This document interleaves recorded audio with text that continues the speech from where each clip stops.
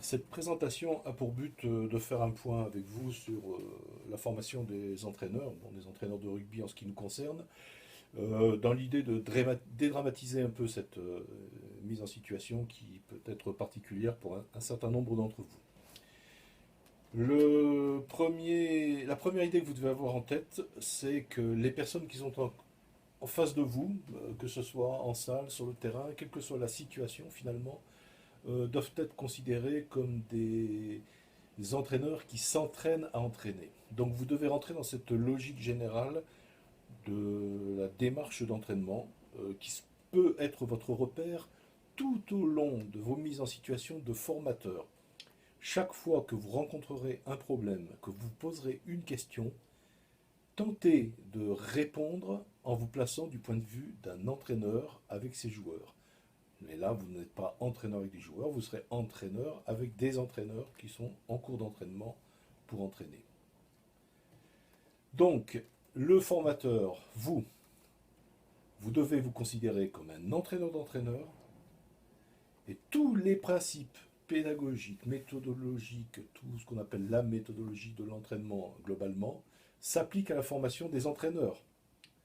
Et on pourrait même faire élargir encore cette notion en disant et en affirmant que ce concept peut s'appliquer à toutes les formations d'adultes dans le cadre de la formation professionnelle.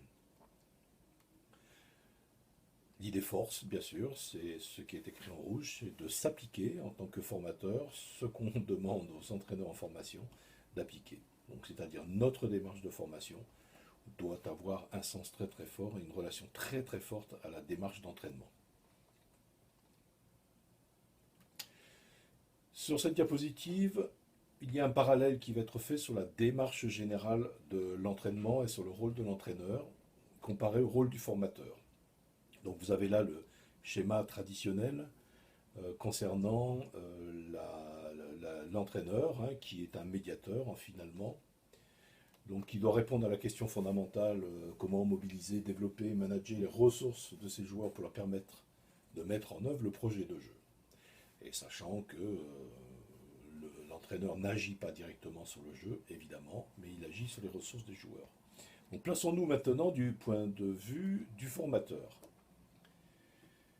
Il a un repère très très fort qui sont les exigences du métier d'entraîneur. En fait, quelles activités doivent être réalisées, quelles sont les activités réelles que vont vivre ces entraîneurs dans leur cadre d'exercice.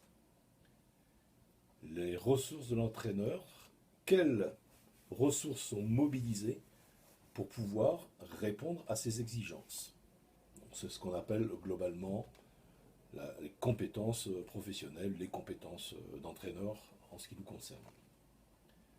Avec une relation indissociable entre les deux, les flèches à double sens ne sont pas neutres. Comme nous l'affirmons pour la formation du joueur, nous disons que le joueur construit son rugby et le rugby construit son joueur.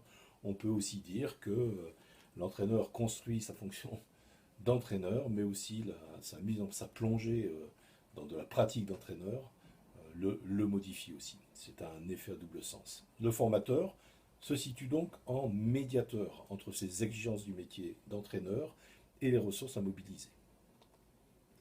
Avec cette question pour le formateur, comment mobiliser, développer les ressources des entraîneurs pour leur permettre de mettre en œuvre les compétences requises. Voilà, nous nous trouvons sur un parallèle total, globalement, sur la démarche générale.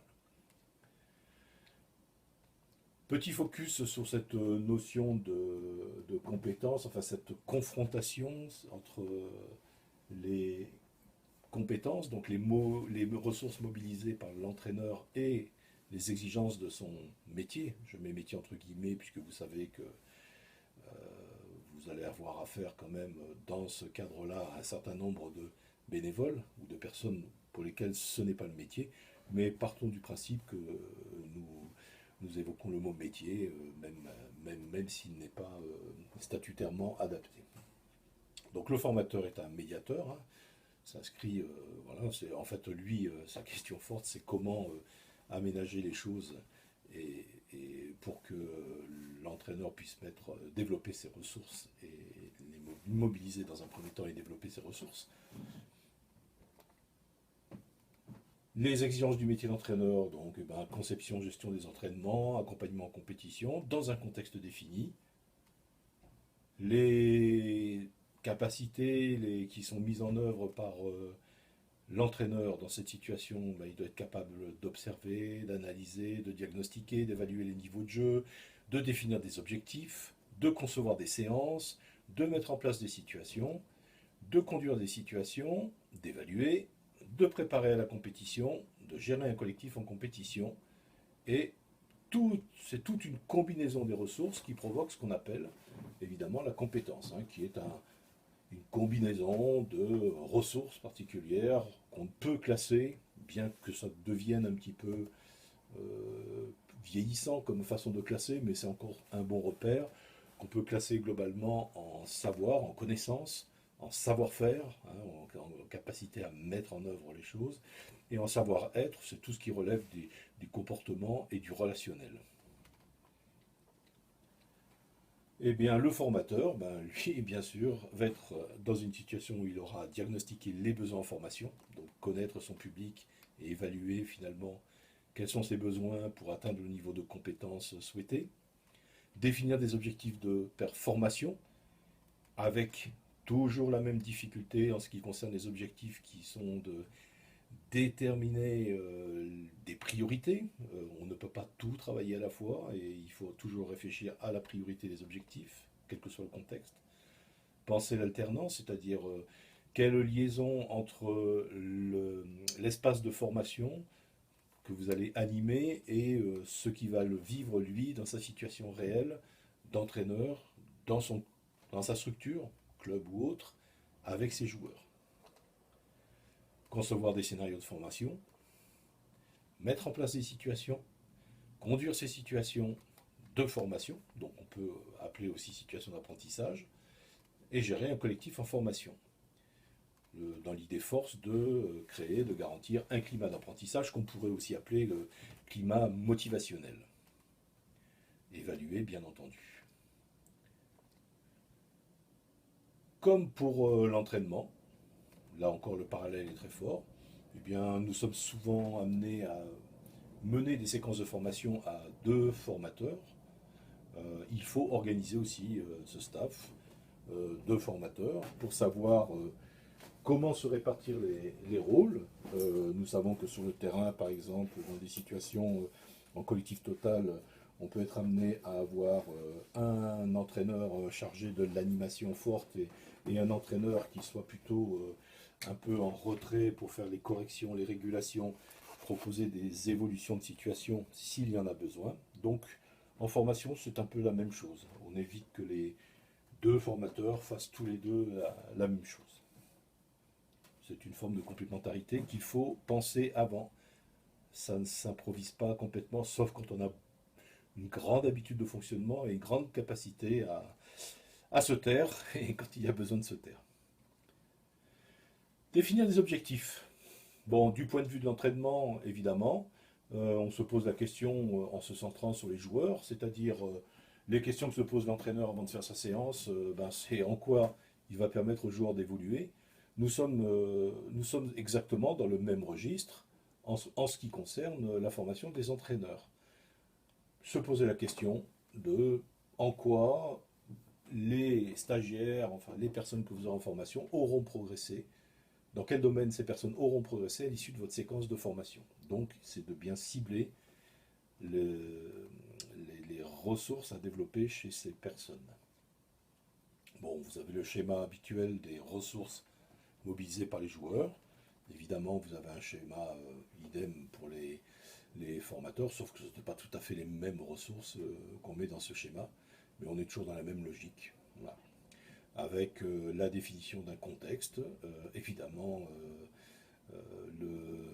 être dans une école de rugby ou être entraîneur de professionnel ou entraîneur d'une équipe de jeunes en club pro ou entraîneur d'une équipe de jeunes dans un club de série, ce ne sont pas les mêmes contextes, même si globalement les démarches sont du même ordre, ce sont les mêmes logiques, ce contexte, ce niveau d'exigence est important. Et après, il faut aussi définir des degrés d'autonomie, c'est-à-dire dans un cadre de la formation, est-ce qu'on estime que les gens doivent être en pleine autonomie pour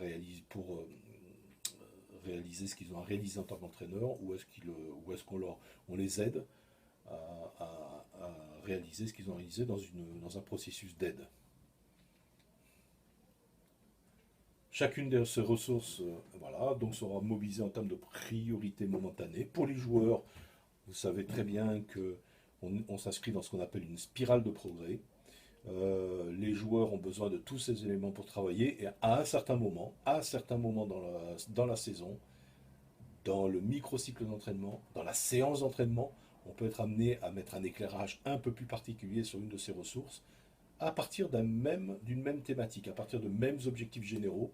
Eh bien, peut-être que certains joueurs auront plus besoin de développer leur technique, d'autres plus besoin de développer leur prise d'information et leur prise de décision.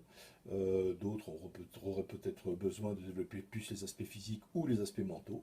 Voilà. On est dans la même logique ici, savoir sur un même objectif. Globalement, on peut être amené à mettre plus une priorité sur des connaissances ou sur de la mise en œuvre du savoir-faire, et évidemment, suivant ce qu'on veut aborder, sur les savoir-être, hein, si on veut aborder la relation entraîneur-entraîné, quel que soit le collectif, évidemment, la façon de parler, la façon de s'exprimer, la façon de faire exprimer son corps sont des éléments décisifs dans les métiers d'entraînement. Même pour les situations d'apprentissage, on peut faire le parallèle entre l'entraînement et la formation de cadre. Donc en entraînement, finalement, on peut comptabiliser un certain nombre de situations qui sont des situations qui sont amenées à mobiliser et développer les ressources des joueurs. Donc la compétition en tant que telle. Alors vous, dans votre contexte professionnel, évidemment que la compétition est quasiment une finalité très importante. Mais vous savez aussi que c'est au travers de la compétition que les joueurs construisent et se construisent un certain nombre de choses, puisqu'il est impossible de pouvoir reproduire totalement les exigences de la compétition à l'entraînement. Vous avez les situations de terrain qui vont du jeu libre ou jeu dirigé jusqu'à des exercices très très fermés, donc avec des situations plutôt ouvertes, liberté de choix, liberté d'action, à des situations plutôt fermées, situations très guidées, très dictées à une seule réponse, avec à l'intérieur des jeux à thème, des situations problèmes. Voilà, ça, c'est tout le jeu de l'entraînement. Et vous travaillez sur différents collectifs de travail, comme vous pouvez le voir ici. Eh bien, en formation de cadre, en formation d'entraîneur, oui, et vous avez aussi bien sûr des situations en dehors du terrain qui peuvent être par exemple de la vidéo, des briefings de préparation de match, hein, qui sont aussi destinés à mobiliser un certain nombre de ressources chez les joueurs et à les améliorer sur certains plans. Sur la formation fédérale, eh bien, nous avons des situations en club, c'est-à-dire des situations d'alternance qui vivent eux dans le cadre de leur club. Et puis après, vous avez des situations dans le centre de formation, dans la situation de formation. Et vous pouvez avoir des situations à distance, un peu mixtes, où on ne forme pas en tête à tête et en face à face, mais avec des outils de formation à distance, comme celui que je suis en train d'utiliser avec vous en ce moment. Alors, vous avez aussi des situations ouvertes, qui peuvent être des débats, des jeux de rôle, du brainstorming, donc liberté totale de retour et ainsi de suite. Et vous voyez l'intérêt et bien entendu les problèmes entre guillemets que ça pourrait poser aux formateurs, beaucoup de liberté, je veux dire, plus certainement de difficultés et plus de complexité à exploiter les retours, à faire une synthèse, à classer, à trier, à faire ressortir l'essentiel, pour que ça ne se transforme pas qu'un simple jeu ou des expressions sans construction derrière. Vous avez des situations qu'on peut appeler problèmes, donc vous faites travailler sur de la conception, de l'exploration, de la mise en œuvre, d'évaluation, à partir de problèmes professionnels avec différents degrés d'autonomie. Les problèmes professionnels, c'est-à-dire vous avez des joueurs qui sont en difficulté actuellement sur la continuité du jeu, des blocages systématiques, même quand on a fortement avancé, des situations qu'on pourrait résoudre et régler avec un minimum d'arrêt. Et chaque fois, les joueurs n'assurent pas cette continuité. Donc, problème pour vous, la situation problème, c'est quels problèmes sont rencontrés par les joueurs, hein, quel diagnostic vous faites de ce problème-là. Est-ce que ce sont des problèmes d'organisation de soutien, de communication, de non-compréhension du jeu, bon, de technique, voilà. Hein. Et ensuite, bien sûr, définir des objectifs d'entraînement et des situations d'entraînement pour pouvoir faire progresser ces joueurs. Voilà, là on est dans le cadre d'une situation problème à résoudre en formation. Et vous pouvez avoir des situations très fermées, qui sont un cours magistral, ce que je suis un petit peu en train de faire, et même beaucoup en train de faire avec vous à cet instant. Hein. Je ne vous demande pas trop votre avis, hein, vous m'écoutez et vous me subissez, des quiz et ainsi de suite. Et bien entendu, deux alternatives très importantes à utiliser comment dire, à alterner en formation, c'est la salle ou le terrain. Voilà, à quel moment on aborde des choses sur le terrain, à quel moment on aborde en salle, quel que soit l'ordre, hein, salle, terrain ou terrain-salle. Donc ça c'est un élément, un outil important à définir. Et évidemment, avec différents collectifs de travail qui vont du groupe entier de stagiaires, qu'on appelle le plénier, à du travail de groupe ou du travail individuel où le stagiaire répond seul à un certain nombre de questions, de problèmes. Globalement, donc, pour construire sa séquence de formation, vous pourriez très bien utiliser ce genre de grille qui ressemble beaucoup à une des grilles qu'on vous a proposées pour bâtir une situation d'entraînement. Donc définir les objectifs. À l'issue de cette séquence, les stagiaires seront capables de, bon, au niveau, voilà, ça vous savez faire. Les savoirs associés, c'est-à-dire, c'est la question importante, c'est quelles connaissances à maîtriser, quels principes, quelles règles de travail, toutes les démarches de résolution, quelles attitudes à développer. En fait, qu'est-ce qui va permettre aux personnes qu'on a en face de nous de pouvoir répondre d'une manière pertinente et forte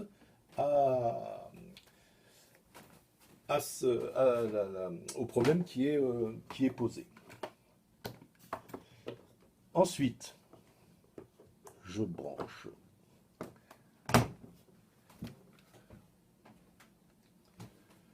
La description de votre situation, donc quel type de groupe vous allez utiliser, comment vous allez organiser votre salle ou votre terrain. Donc c'est pareil, une salle ça s'aménage.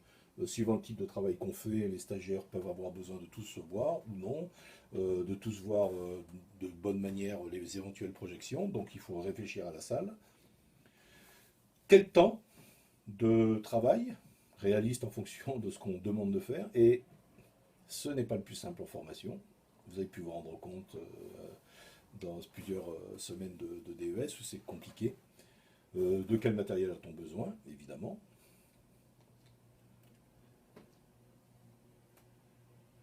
Ce que les stagiaires doivent faire dans la situation donnée, est-ce que, bon, vous avez vu que par exemple sur des consignes de travail, que ce soit Jean-Marc ou moi, nous utilisons beaucoup de commandes, de consignes qui sont écrites pour qu'on prend le temps avant la mise en situation de réfléchir aux consignes, sinon on a de grandes chances d'oublier le principal quand on met un groupe au travail. Bon, ensuite le lancement de la situation, les consignes, quel angle d'attaque, quel ancrage avec la réalité de la pratique, sachant que dans une formation d'adulte, l'ancrage dans la réalité, dans l'utilité est très important pour donner du sens et pour que les personnes que vous avez en face de vous accrochent dans cette séquence de formation. Est-ce qu'il y aura une aide est-ce que vous donnez, vous êtes au service des groupes s'il y a besoin de décoincer les situations? Est-ce que c'est en totale autonomie? Est-ce qu'il y a une grosse pression de temps ou pas? Est-ce qu'il y a une grosse pression de résultats avec des productions affichées, comparées, observées? Voilà. Donc, quelles sont les conditions de réalisation, la durée, ainsi de suite, l'organisation du travail, les formes de production, le temps de travail, les ressources utilisables? Tout ça, vous voyez bien que c'est complexe. Il vaut mieux y penser avant et se le rédiger et proposer des consignes, ça s'appelle un tableau des consignes assez clair quand vous mettez une situation en place. Bon, qu'est-ce qui nos indicateurs de réussite, qu'est-ce qui va nous faire dire que les stagiaires ont réussi ou n'ont pas réussi? C'est la même question qu'à l'entraînement, vous savez que c'est une question essentielle. De même que certaines fois à l'entraînement, on peut avoir des formes de répétition et des entraînements qui se déroulent et finalement Les joueurs ont peu de perception de ce qu'ils ont bien fait ou pas très bien fait, ou de ce qui correspondait aux attendus ou de ce qui ne correspondait pas aux attendus. C'est pareil en formation. Il faut que les stagiaires puissent avoir une idée précise du niveau de leur production.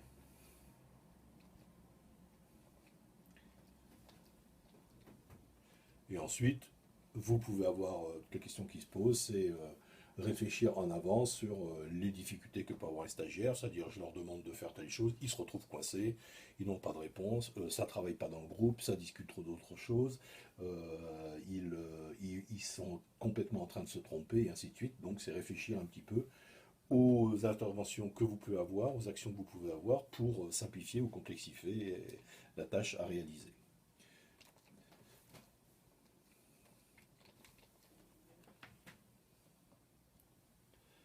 Alors, pour ce qui concerne le management, alors pour ceux qui font de la formation sur du plus long terme et pas simplement sur une session, on est exactement dans la même logique qu'avec un collectif d'entraînement, hein, encore une fois.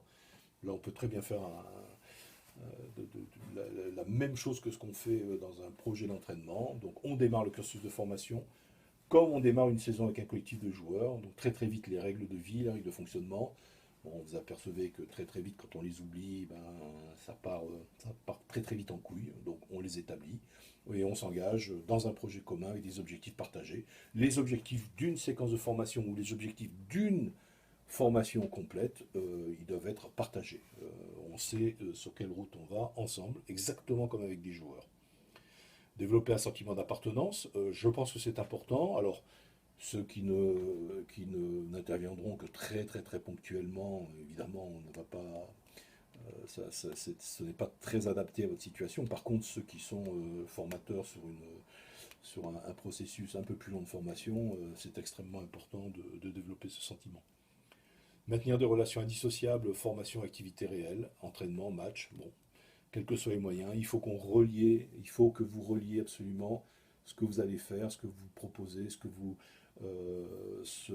évoquez avec leur réalité de pratique. C'est très très très important qu'il y ait cette forme d'ancrage, même s'ils ne sont pas directement concernés, il faut être en capacité de pouvoir faire ces liens avec ce qu'ils sont et ce qu'ils font.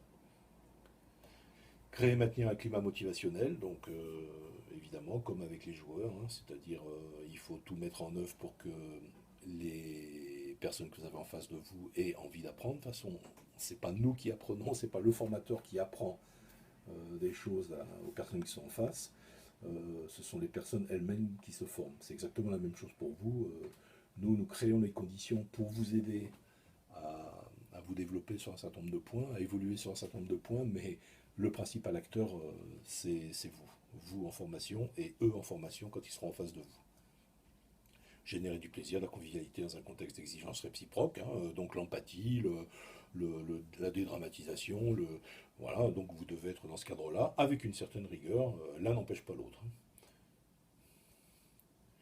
Alors, chez l'adulte, avec une belle faute d'orthographe, chez les adultes, en situation d'apprentissage, l'adulte se considère valorisé par son expérience propre. Donc la différence entre des élèves d'école primaire, de collège et des lycées, c'est que les personnes que vous avez en face de vous, eh bien, ont construit du vécu, de l'expérience, ont une vie sociale déjà développée, ont déjà des expériences en termes d'encadrement. Donc, c'est quelque chose dont il faut tenir compte. Ils sont motivés pour apprendre ce qui leur permettra d'affronter les situations réelles. Je rappelle cet ancrage, c'est-à-dire que euh, votre angle d'attaque, c'est de très très vite leur faire percevoir que cette formation va les aider, cette séquence va les aider, et que ce n'est pas une situation théorique qui est à des années-lumière de ce qu'ils rencontrent. Donc vous devez arriver à avoir cet ancrage très rapidement, ce qui peut être fait par le questionnement, la prise en compte de leur vécu, de leur expérience, de ce qu'ils font, les questionner là-dessus, relier ça, si vous évoquez un problème avec eux, relier très vite ça aux problèmes rencontrés avec leurs joueurs. Voilà, c'est vraiment fortement faire ce lien avec ce que vous évoquez et leur pratique réelle.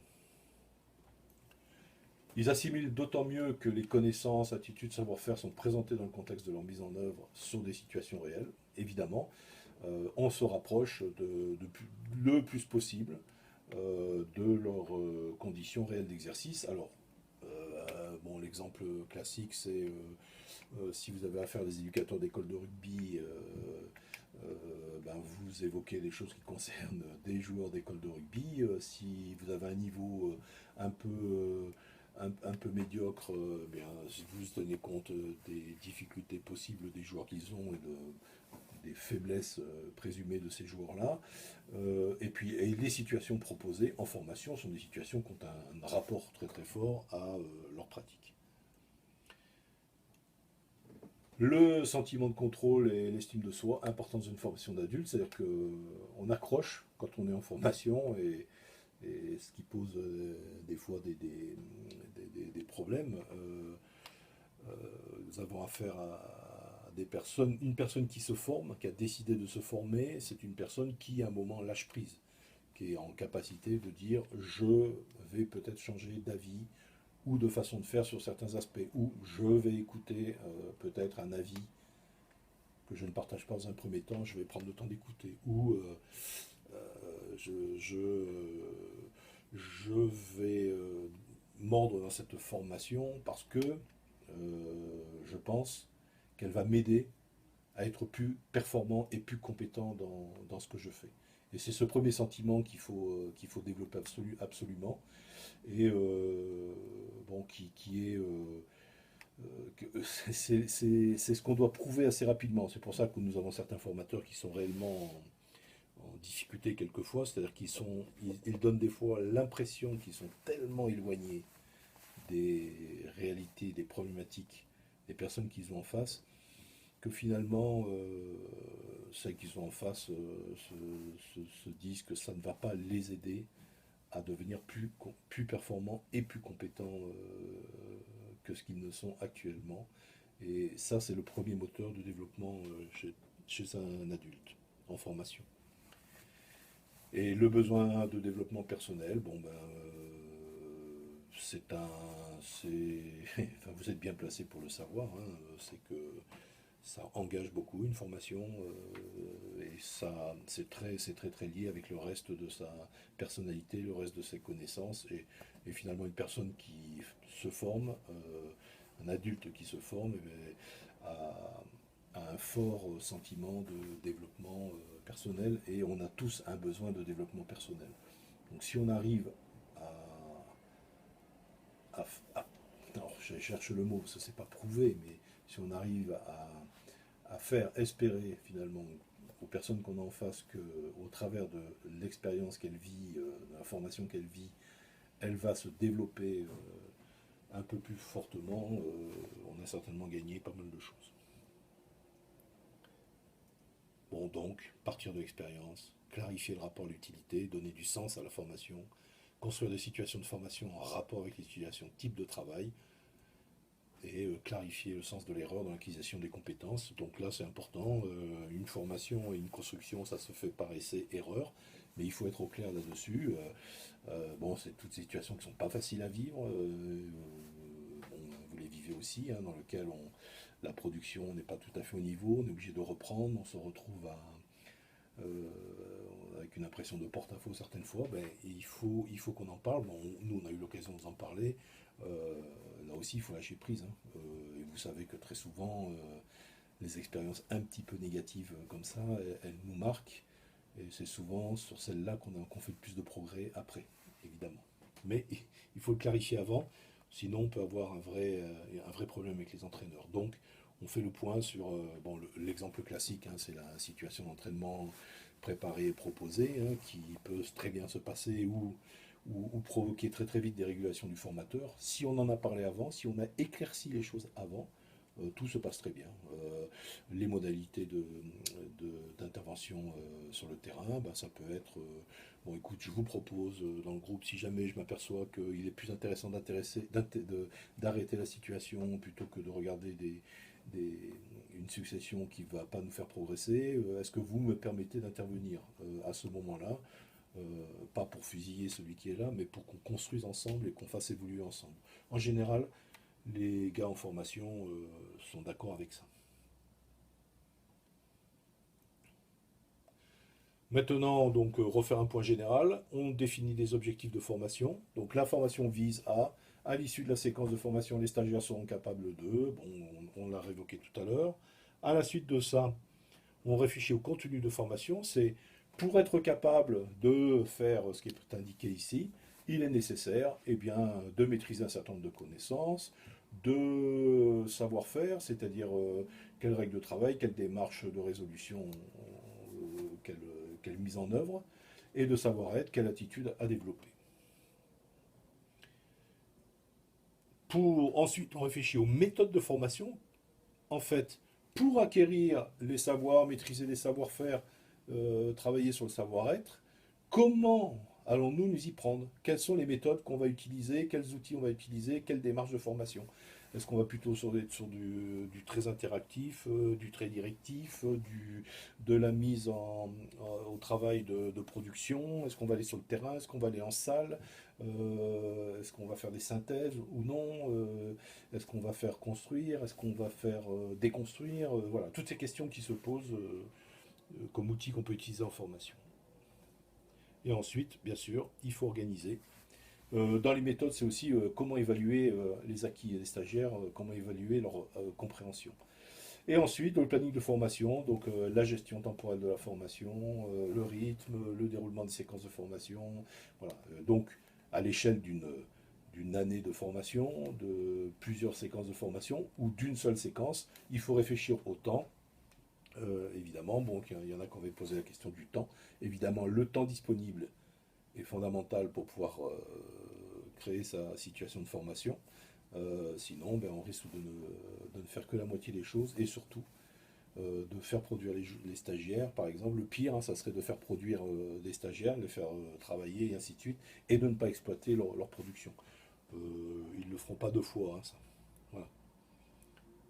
Bon, et après, donc, bon, elle est un peu rébarbative cette diapositive. Donc, l'apprentissage, c'est ça, ça reprend simplement les principes liés à la formation des adultes. L'apprentissage repose sur des expériences vécues. L'apprentissage est participatif.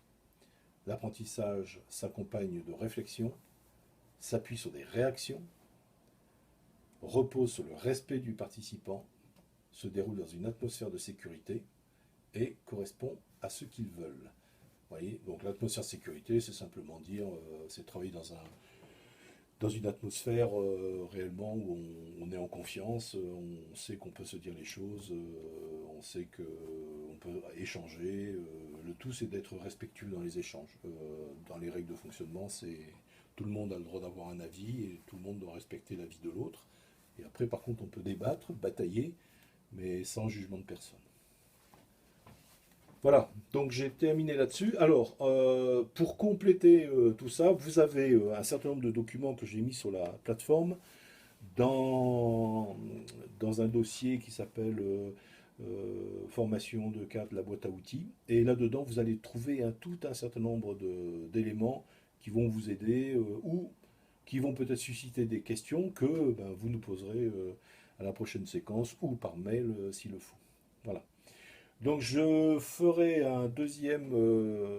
des deuxièmes séquences vidéo. J'ai repris l'ensemble des questions que vous avez posées sur des post-it et je réponds à un certain nombre de ces questions. Voilà. Alors, pour terminer là-dessus, donc il y a toujours des craintes qui sont liées à la formation de cadre. C'est de se dire, mais je ne suis pas capable de former, je ne connais pas tout, et ainsi de suite. Bon, quelqu'un qui connaît tout, ça n'existe pas. Je pense que depuis Léonard de Vinci, qui doit être le dernier, ou le premier, ou le seul, j'en sais rien, je ne pense pas qu'il y ait quelqu'un qui ait des connaissances aussi universelles. Donc partez du principe qu'un formateur, ça ne sait pas tout. Ce n'est pas vrai. Cette idée de médiateur est extrêmement importante, c'est-à-dire qu'il y a un moment, il crée les conditions pour. Donc il y a des moments où il est sur des sujets qu'il maîtrise très très fortement, d'autres où il est sur des sujets qu'il ne maîtrise pas forcément à fond. Par contre, ce qu'il maîtrise, c'est la méthodologie, c'est tout la construction par le stagiaire des questionnements et de la démarche qui va lui permettre d'être efficace, efficient avec son collectif de joueurs. Voilà. Donc pas de complexe là-dessus, pas n'ayez pas peur là-dessus. Ça n'existe pas, un formateur qui sait tout. D'accord. Et la deuxième chose, c'est la réponse aux questions. Mais ça doit être capable de répondre à toutes les questions, un formateur. Donc je reprends là aussi, de même que ça ne sait pas tout, ça ne répond pas forcément à toutes les questions tout de suite. Il y a des moments où on répond aux questions parce qu'il y a besoin d'une réponse du tac au tac. Il y a des moments où on renvoie la réponse vers le groupe. Il y a des moments où on dit cette question-là, on va l'aborder plus tard, ou c'est pas le moment de l'aborder là. On en parle éventuellement après parce que là, si je développe ça, on va s'échapper et on va jamais tenir le temps de formation. Voilà, donc il faut gérer ça. Ne partez pas du principe que vous répondez du tac au tac, sinon sur certaines formations où il y a beaucoup d'échanges, beaucoup de questions, vous vous noyez, hein. Vous n'avez plus rien maîtrisé. Voilà. Allez, et ben bon courage.